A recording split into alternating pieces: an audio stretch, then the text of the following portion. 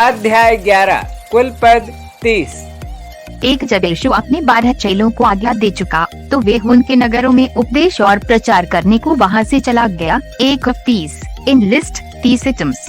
2 यूहन्ना ने बंदी गृह में मसीह के कामों का समाचार सुनकर अपने चेलों को उससे ये पूछने भेजा। 2:30 3 की क्या आने वाला तू ही है या हम दूसरे की बाट जो हैं। 3:30 4 यीशु ने उत्तर दिया कि जो कुछ तुम सुनते हो और देखते हो वह सब जाकर यूहन्ना से कह दो। 4:30 5 के अंधे देखते हैं और लंगड़े चलते फिरते हैं, कौड़ी शुद्ध किए जाते हैं और बहिरे सुनते हैं, मुर्दे जिलाए जाते हैं और कंगालों को सुसमाचार सुनाया जाता है। 5:30 6 और धय है वे जो मेरे कारण ठोकर न खाए। 6:30 7 जब वे वहाँ से चल दिए तो यीशु यूहन्ना के विषय में लोगों से कहने लगा, तुम जंगल में क्या देखने गए थे? क्या हवा से हिलते हुए सरकंडे को? 7:30 8 फिर तुम क्या देखने गए थे? क्या कोमल वस्त्र पहने हुए मनुष्य को? देखो जो कोमल वस्त्र पहनते हैं वे राजभवनों में रहते हैं। 8:30 न तो फिर क्यों गए थे? क्या किसी भविष्यद्वक्ता को देखने को?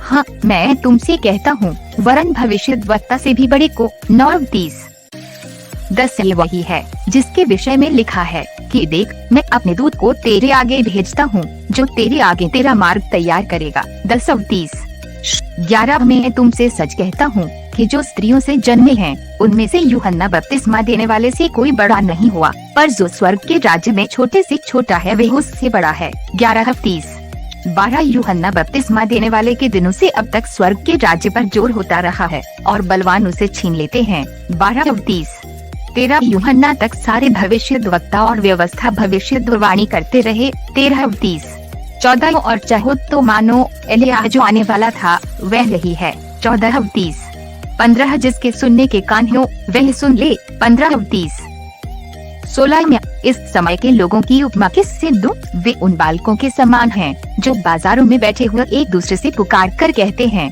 16:30 17 की हमने तुम्हारे लिए बांसुरी बजाई और तुम न नाचे, हमने विलाप किया और तुमने छाती नहीं पीटी। 17:30 18 क्योंकि यूहन्ना न खाता आया और न पीता और वे कहते हैं कि उसमें दुष्ट आत्मा है। 18:30 19 मनुष्य का पुत्र खाता पीता आया और वे कहते हैं कि देखो पेटू और पियक्कड़ मनुष्य, महसूल लेने वालों और पापियों का मित्र, पर ज्ञान अपने कामों में सच्चा ठहराया गया है। 19:30 20 तब वे उन नगरों को उलाहना देने लगा जिनमें उसने बहुत तेरे सामर्थ के काम किए थे क्योंकि उन्होंने अपना मन नहीं फेराया था। 20:30 21 हाय खुराजीन, हाय बैतसैदा, जो सामर्थ के काम तुमने किए गए, यदि वे सूर और सैदा में किए जाते तो टाटोड़ कर और राख में बहकर वे कब के मन फेरा लेते। 21:30 22 परंतु मैं तुमसे कहता हूँ कि न्याय के दिन तुम्हारी दशा से सूर और सैदा की दशा अधिक सहने योग्य होगी।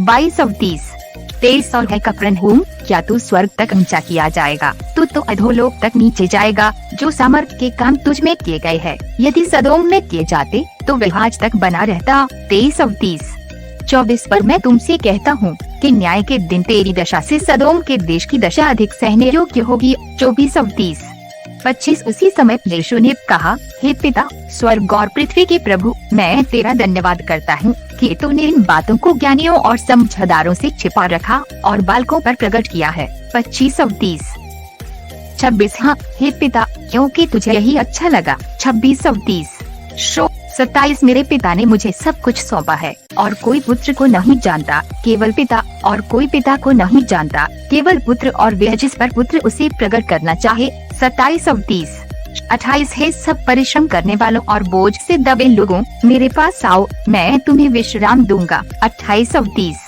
29 मेरा जुआ अपने ऊपर उठा लो और मुझसे सीखो क्योंकि मैं नम्र और मन में दीन हूँ और तुम अपने मन में विश्राम पाओगे। 29:30 30 क्योंकि मेरा जुआ सहज और मेरा बोझ हल्का है। 30:30